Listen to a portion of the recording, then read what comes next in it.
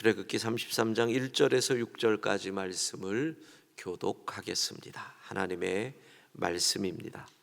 여호와께서 모세에게 이르시되 너는 내가 애굽 땅에서 인도하여 낸 백성과 함께 여기를 떠나서 내가 아브라함과 이삭과 야곱에게 맹세하여 내 자손에게 주기로 한 그 땅으로 올라가라. 내가 사자를 너보다 앞서 보내어 가나안 사람과 아모리 사람과 헷 사람과 브리스 사람과 히위 사람과 여부스 사람을 쫓아내고 너희를 젖과 꿀이 흐르는 땅에 이르게 하려니와 나는 너희와 함께 올라가지 아니하리니 너희는 목이 곧은 백성인즉 내가 길에서 너희를 진멸할까 염려함이니라 하시니 백성이 이 준엄한 말씀을 듣고 슬퍼하여 한 사람도 자기의 몸을 단장하지 아니하니 여호와께서 모세에게 이르시기를 이스라엘 자손에게 이르라 너희는 목이 곧은 백성인즉 내가 한순간이라도 너희 가운데에 이르면 너희를 진멸하리니 너희는 장신구를 떼어내라 그리하면 내가 너희에게 어떻게 할 것인지 정하겠노라 하셨음이라. 이스라엘 자손이 호렙산에서부터 그들의 장신구를 떼어내니라. 아멘. 애굽의 문화, 애굽의 종교, 눈에 보이는 신을 믿었습니다. 그런데 안 보이니까 불안한 거지요. 하나님을 믿는 우리가 조심할 것이 바로 여기에 있습니다. 자꾸 눈에 보이는 것, 손에 잡히는 것을 증거로 삼아서 믿으려고 한다는 거죠. 예를 들면 표적, 이적, 기적, 기사, 병고침의 기적. 눈에 보이는 어떤 것으로 하나님이 계신 증거를 삼으려고 한다는 겁니다. 우리가 어떤 것을 증거로 삼든 안 삼든 하나님은 계십니다. 그런데 자꾸 우리가 연약하니까 뭘 눈에 보이는 뭐를 찾으려고 하지요. 인간이 찾으려고 하는 눈에 보이는 하나님을 증거 삼으려고 하는 또 하나가 바로 이끄는 지도자입니다. 그래서 32장 1절을 보면 모세가 산에서 내려오는 것이 더디다, 불안해하는 거예요. 사실 모세 이 기간이 얼마 안 되잖아요. 45일에서 90일 그랬어요. 출애굽하고 그전 10가지 재앙을 일으킬 때부터 이스라엘 백성의 눈에는 모세만 보였거든요. 그러니까 홍해를 가를 때도 모세가 손을 들었더니 동풍이 불어서 갈라지고 다시 모세가 손을 들었더니 바다가 물이 힘을 얻어 덮었고 그리고 광야로 들어가서 첫 번째 그들이 만났던 어려운 물, 그래서 마라에서 물을 발견하는데 쓴 물이잖아요. 모세가 뭐라 그래요? 나무를 하나 취해서 그 물에 던져라. 모세가 말을 합니다. 그리고 그 다음이 뭡니까? 르비딤에서 역시 물이 없을 때 어떻게 합니까? 지팡이를 들어 반석을 치니 거기서 물이 나와요. 아말렉과의 전쟁이 벌어졌을 때는 르비딤에서 아말렉과 전쟁이 벌어지고 반석을 친 곳은 느리바입니다.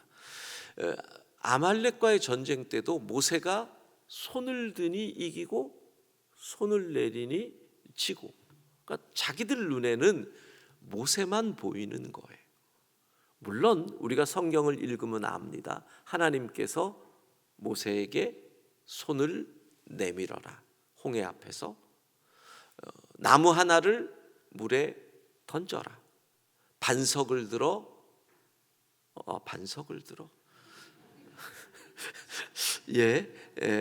제가 열심히 기록을 해야 될 것 같습니다. 지팡이를 들어 반석을 치라. 이렇게 하나님께서 다 말씀을 하시는 거거든요. 그러나 이스라엘 백성들의 눈에는 모세만 보인다라는 겁니다. 자, 그렇습니다. 우리는 연약하니까 자꾸 내 눈에 뭐가 보이기를 원합니다. 이 시대에도 목사, 하나님께서 하나님의 말씀을 대언하도록 교회에 세운 주의 종들, 말씀을 대언하는 자들의 권위를 인정하는 것은 중요합니다. 그 권위가 인정되지 않으면 여러분이 말씀을 들어도 하나님의 말씀으로 받아들이기가 어렵습니다. 그러나 목사가 하나님을 대신할 수는 없습니다. 이 시대에도 보면 어느 교회에서 목사가 잘못하는데도 교인들이 그냥 따라갑니다. 주의 종이라는 이유로. 그건 아니거든요. 여러분, 도구는 더러워지면 버리는 거고, 도구는 망가지면 버리는 거예요. 주의 종이라고 해도 도구거든요. 그런데 우리가 하나님을 대신하는 자리에 올려버리면, 맹목적으로 따르면 결국 망하는 거지요. 10가지 재앙도 홍해 바다 가르는 것도, 마라의 쓴물을 달게 하는 것도, 무리바에서 반석에서 샘이 나게 하는 것도, 만나와 메추라기 다 하나님께서 모세를 사용하신 거지요. 하나님의 도구다. 이걸 잊으면 안 돼요. 문제는 뭐예요? 우리가 자꾸 눈에 보이는 것을 찾으려고 한다는 거예요. 구원이 무엇입니까? 우리가 흔히 구원을 천국 가는 것 이렇게 생각하잖아요. 천국은 뭐예요? 주님과 함께 하는 곳. 그래서 내 주 예수 모신 곳이 그 어디나 하늘나라. 그러니까 구원은 지난 주일 말씀, 주님과 함께 하는 것이 구원이다. 출애굽기 3장을 보면 모세를 하나님이 부르신 내용이 나와요. 3장 12절을 함께 읽도록 합니다. 하나님이 이르시되 내가 반드시 너와 함께 있으리라. 내가 그 백성을 애굽에서 인도하여 낸 후에 너희가 이 산에서 하나님을 섬기리니 이것이 내가 너를 보낸 증거니라. 하나님이 모세를 부르시면서 약속을 하시는데요, 너가 승리할 것이다 이런 약속하지 않으십니다. 네가 애굽에서 왕이 될 것이다, 네가 부귀와 영화를 누릴 것이다, 이런 약속을 안 하십니다. 하나님이 하신 딱 하나의 약속은 뭐예요? 반드시 너와 함께 있을 것이다. 여러분, 그게 놀라운 것 아니에요? 하나님이 함께 하신다. 그러니까 구원은요, 하나님과 동행하는 삶인데 그 하나님은 눈에 보이지 않는 하나님이십니다. 믿음은 뭐예요? 눈에 보이지 않는 하나님의 약속을 믿는 것이죠. 그것이 믿음이라는 겁니다. 그런데 이스라엘 백성들은 눈에 보이지 않는다고 죄를 짓습니다. 금송아지를 만듭니다. 우상을 섬깁니다. 하나님이 진노하시죠. 그래서 오늘 읽었던 본문 앞부분에는 그것으로 진노하신 하나님, 이스라엘 백성 3,000명이 죽습니다. 그리고 그 진노하신 하나님 앞에서 모세가 기도하는 게 그 유명한 중보기도지요. 32장 32절 같이 읽습니다. 그러나 이제 그들의 죄를 사하시옵소서. 그렇지 아니하시오면 원하건대 주께서 기록하신 책에서 내 이름을 지워버려 주옵소서. 예. 그렇게 하나님께서 이스라엘 백성들을 일단 참으시는데 오늘 본문으로 이제 들어갑니다. 하나님이 여기서 일종의 테스트를 하는 겁니다. 너희랑 약속을 했다. 젖과 꿀이 흐르는 땅을 주기로 약속을 했다. 내가 사자를 보내어 그 땅을 주겠다. 그런데 이러시죠. 3절에 나는 너희와 함께 올라가지는 아니하겠다. 이게 뭐예요? 이게 하나님이 던지시는 테스트인데 너희에게 젖과 꿀이 흐르는 땅을 줄 텐데 나는 너희와 함께 가지 않겠다. 젖과 꿀이 흐르는 땅, 승리, 축복, 즉 이거죠. 주님 없는 축복을 받을 거냐? 이 테스트, 주님 없는 승리를 여러분은 선택할 것이냐라는 거예요. 주님 없는 젖과 꿀이 흐르는 땅의 다른 이름이 뭐예요? 소돔과 고모라. 주님 없는 젖과 꿀이 흐르는 땅을 우리는 소돔과 고모라라고 부르죠. 나는 너희와 함께 올라가지 아니하겠다. 출애굽기 3장 12절에서 뭘 약속해요? 내가 너희와 함께 반드시 있겠다. 그게 구원이죠. 그런데 너희가 축복받을 건데 너희와 함께 가지 않겠다. 이건 뭐예요? 이건 축복을 가장한 소돔입니다. 우리의 눈에는 풍요로워 보이지만 주님이 안 계시다라는 거죠. 여러분 어떻게 하실 거예요? 주님 없는 축복을 선택하실 건가요? 이 테스트에서 이스라엘 백성들이 저희는 안 갑니다. 주님 없는 축복은 의미 없습니다. 라고 그 테스트를 통과할 때 하나님께서 무엇을 말씀하시느냐? 5절입니다. 오늘 본문 5절 같이 읽습니다. 여호와께서 모세에게 이르시기를 이스라엘 자손에게 이르라 너희는 목이 곧은 백성인즉 내가 한순간이라도 너희 가운데에 이르면 너희를 진멸하리니 너희는 장신구를 떼어내라 그리하면 내가 너희에게 어떻게 할 것인지 정하겠노라 하셨음이라. 하나님이 이스라엘 백성에게 두 번 말씀하셔요. 너희는 3절에도 목이 곧은 백성이다. 목이 곧은 백성이다. 교만하다는 거죠. 그러면 목이 곧아진 이유를 하나님은 이렇게 얘기하시는 거예요. 장신구를 떼어내라. 은금 패물 떼어내라. 이거 아주 중요한 말씀을 지금 드리는 거예요. 자, 생각해 봅시다. 여러분, 이스라엘 백성들이 노예로 400년을 살았는데 무슨 장신구가 있겠어요? 그럼 그들이 지닌 장신구, 은금 패물은 어디에서 왔어요? 전에 올 초에 홍해를 건너는 은혜를 체험하는 해라는 주제에서 은혜에 대해서 말씀을 했어요. 광야는 은혜 없이는 못 사는 곳이다. 하나님의 채워주심 없이는. 만나와 메추라기와 같은.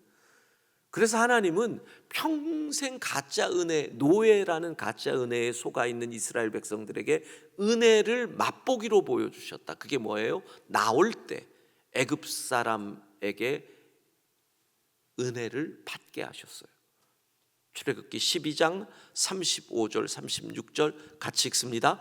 이스라엘 자손이 모세의 말대로 하여 애굽 사람에게 은금 패물과 의복을 구하매 여호와께서 애굽 사람들에게 이스라엘 백성에게 은혜를 입히게 하사 그들이 구하는 대로 주게 하심으로 그들이 애굽 사람의 물품을 취하였더라.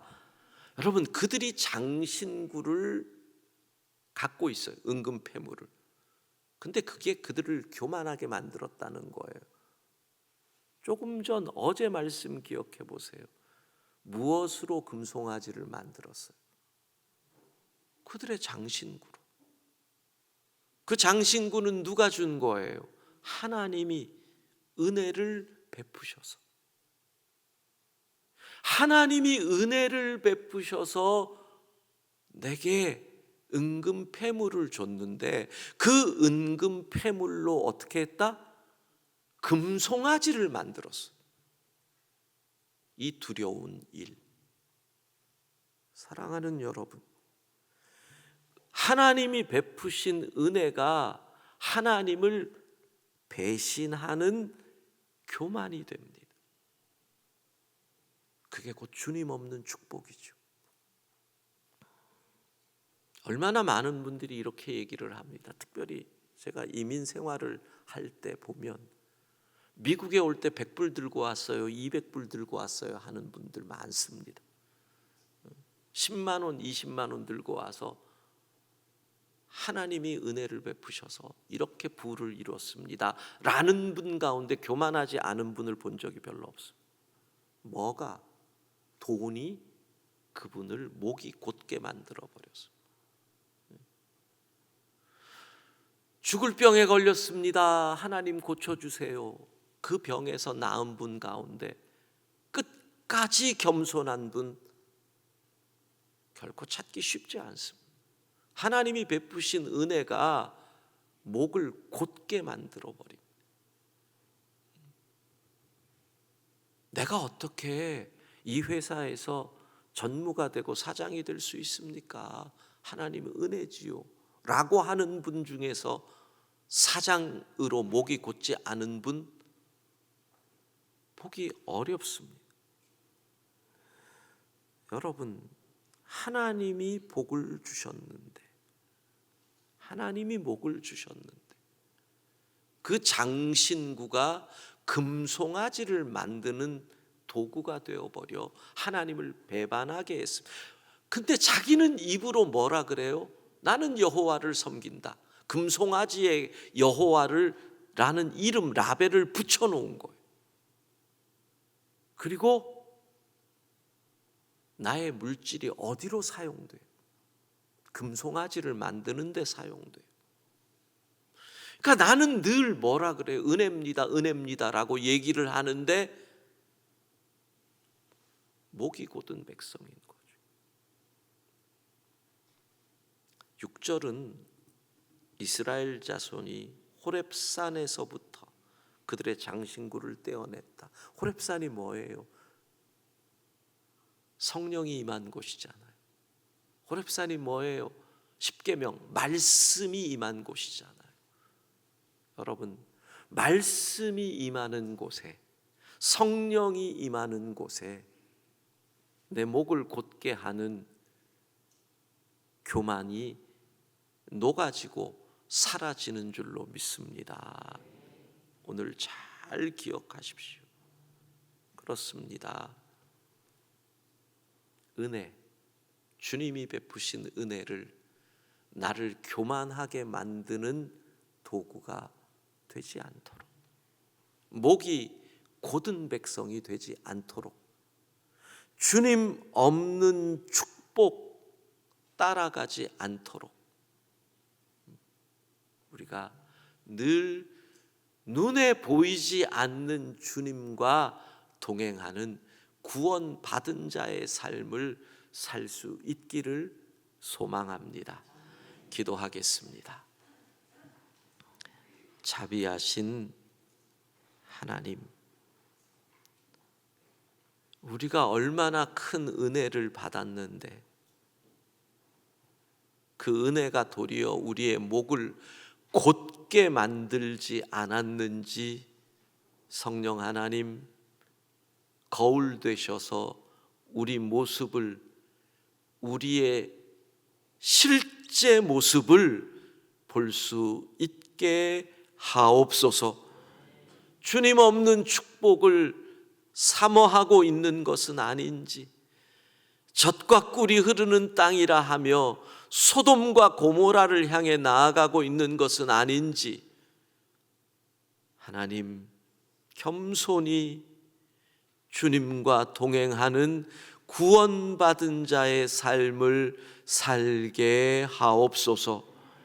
날씨가 춥고 눈이 오는데 오늘 출근하는 길, 또 돌아가는 길, 우리 아이들 학교 가는 길 미끄러지지 않도록 안전하게 지켜주시고, 오늘 새벽에도 주님 앞에 기도 제목 아뢰일 때 주의 뜻 깨닫게 하시고 우리의 길이 열리는 은혜를 허락하여 주옵소서. 예수님 이름으로 기도합니다. 아멘.